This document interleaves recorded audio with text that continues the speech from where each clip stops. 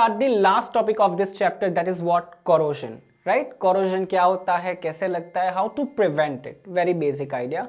Some of you are already aware of this one. Let's start with the topic that is corrosion. So what is the corrosion? Corrosion होता कैसे है? ऐसा नहीं कि आपने आपके पास water है, metal है तो तुरंत ही हो जाएगा. It is not going to happen like that, right? It is a very slow process. Remember, over the time होता है. आपके पास कोई metal का object है, आपने एक दिन रखा तो तुरंत ही उससे rust नहीं लगेगा, right? It will take time, maybe a week, right? So it is very slow process. अब slow process है, उसमें क्या होता है, क्या atmospheric air and the moisture.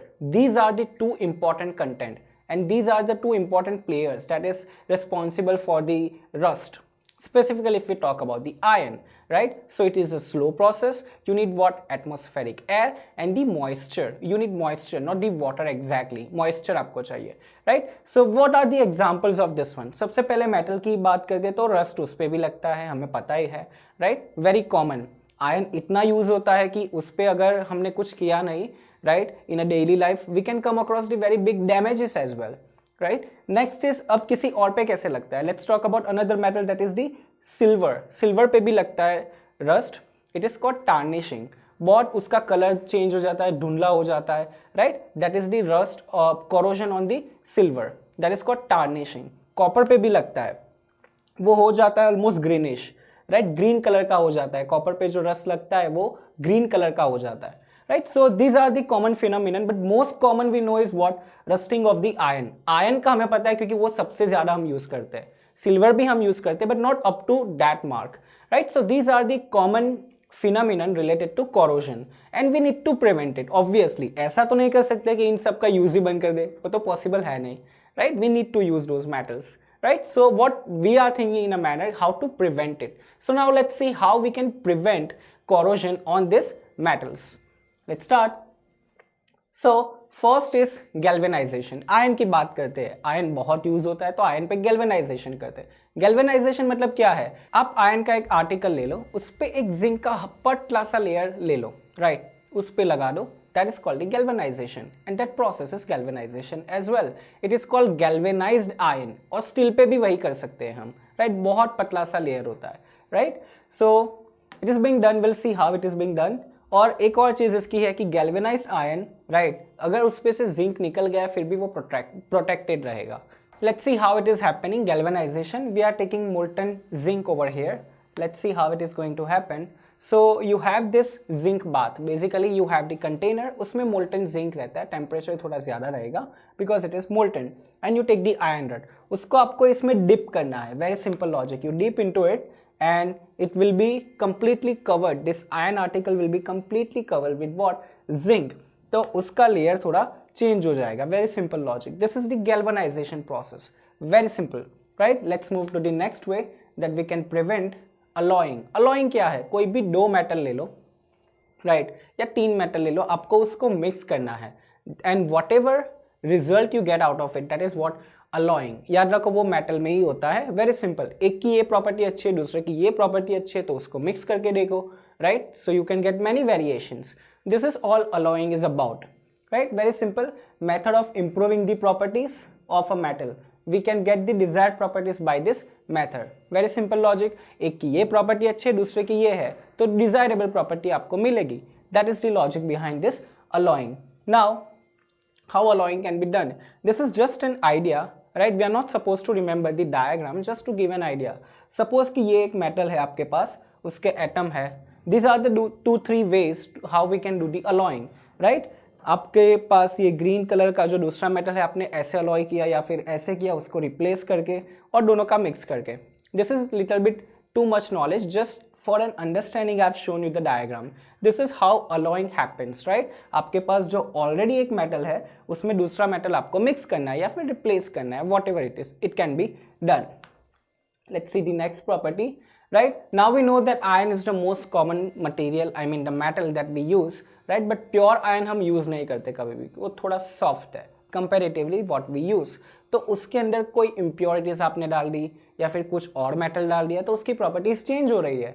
This is what we want to do, right? जैसे कि गोल्ड भी हम हमेशा pure use नहीं करते कभी भी, even for ornaments, राइट, और jewellery. We don't use the pure gold, उसमें इम्प्योरिटीज होती ही है तभी वो हार्ड बनेगा. वरना प्योर गोल्ड बहुत सॉफ्ट होता है. We can change the shape of the gold by just pressing even, right?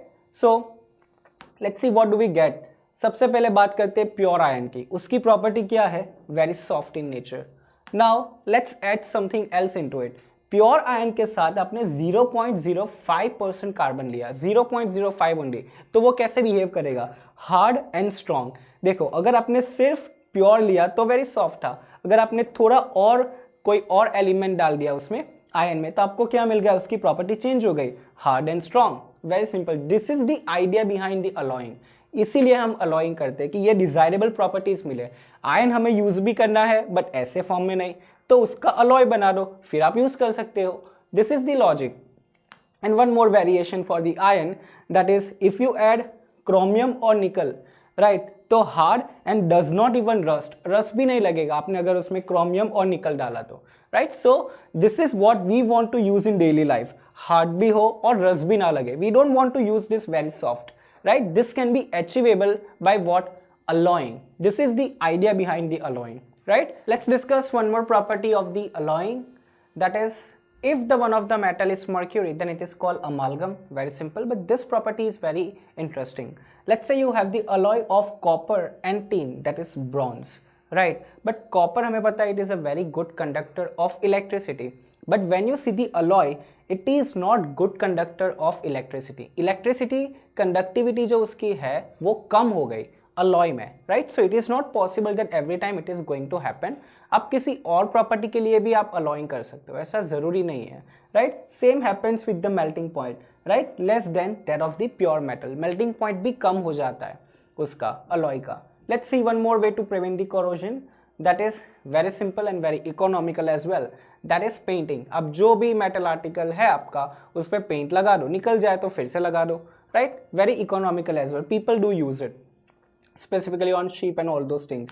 They paint as well, right? Next is about greasing and oiling, right? ये सारी चीज़ें भी कई बार आपने देखा ही होगा कि साइकिल की चेन में भी ग्रीजिंग करते हैं, right? वो क्या करता है बेसिकली, वो जो ऑयल का लेयर है वो मॉइस्चर और एयर के कांटेक्ट में आने ही नहीं देता, राइट. तो उसकी वजह से रस्टिंग नहीं होती है. Simple logic, right. पहले आपका मेटल का लेयर है, फिर ऑयल का लेयर है, उसके बाद एयर एंड मॉइस्चर आएगा, तो वो कांटेक्ट में ही नहीं है, तो उसकी वजह से वो रस्ट और कोरोजन होगा ही नहीं. That's the very simple. Next is about tin plating और क्रोमियम प्लेटिंग. इसमें भी बहुत लॉजिकल है. यही प्रिंसिपल हमें यूज करना है जो प्रीवियसली यूज किया था. आपका मेटल आर्टिकल है आपके पास, राइट, और यहाँ अभी क्या एयर और मॉइस्चर के कांटेक्ट में है. आप एक लेयर लगा दो टिन का या क्रोमियम का, तो उसकी वजह से कांटेक्ट में वो नहीं आएगा और रस्टिंग नहीं होगी. This is the very simple logic of tin plating and chromium plating. Like this, let's say आपके पास मेटल आर्टिकल है आपका, उसके ऊपर आपने एक टिन और क्रोमियम का प्लेट लगा दिया. That is what about the tin plating. Very simple logic. So these are the different ways to prevent the corrosion, and this was the chapter number 3, that is metals and non-metals. Let's see the summary of this chapter at a glance, right? So we started the chapter with metals only. What is the metals? When we discuss about the physical properties, then chemical properties. So what are the physical properties that we discuss? Metallic luster, hardness, electrical conductivity. They are good conductors of heat.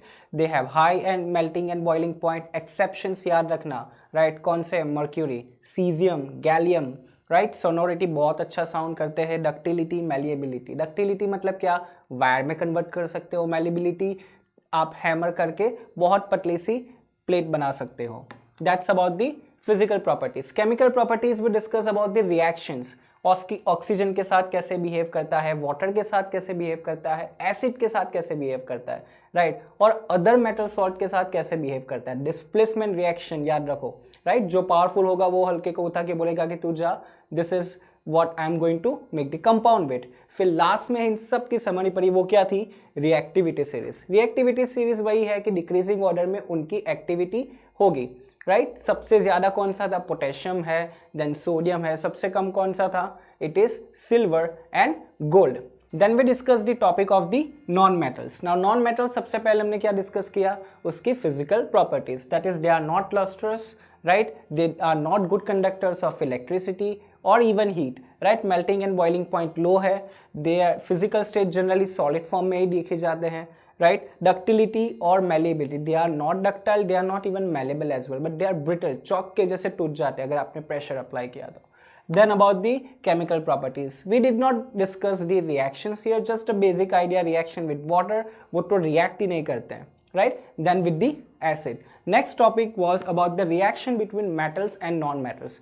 Very interesting. In that topic, first of all, we discussed the electron structure और valence electrons की बात हुई थी कि ऐसा होता क्यों है, कैसे रिएक्शन होती है, right? So incomplete shell plays very very important role over there, right? Afterwards we discuss the electron dot structure, जैसे कि काफ़ी हमने डिस्कस किए थे, मैग्नीशियम के किए थे, ऑक्सीजन के, सोडियम के, क्लोरीन के, right? So that is about the electron dot structure. जो लास्ट शेल में जितने इलेक्ट्रॉन होते हैं वो आप डॉट के फॉर्म में रिप्रेजेंट कर दो, that is the electron dot structure. Finally how metals and non-metals react, right? By giving up the electrons. जो metal है वो इलेक्ट्रॉन देगा किसको? Electron acceptor, that is non-metal. Sodium है और क्लोरीन है, but after giving the electron, sodium is going to become what? Na plus, and chlorine is going to become what? Cl minus. So positive and negative ion, so you have the ionic bond, and this is how metal and non-metals react. Afterwards we discussed the very important topic of this chapter, that is occurrence of metals. अब उसमें भी type आते हैं, right? You have the higher metals, you have the metals that react very highly, very medium and very low as well. So based on that we discuss few methods of extraction, electrolysis discuss की है, then reduction, oxygen remove करना है, roasting, calcination, and finally we discuss the last topic of this chapter, that is corrosion. What is the corrosion and how to prevent the corrosion. So this was the chapter number 3, metals and non-metals.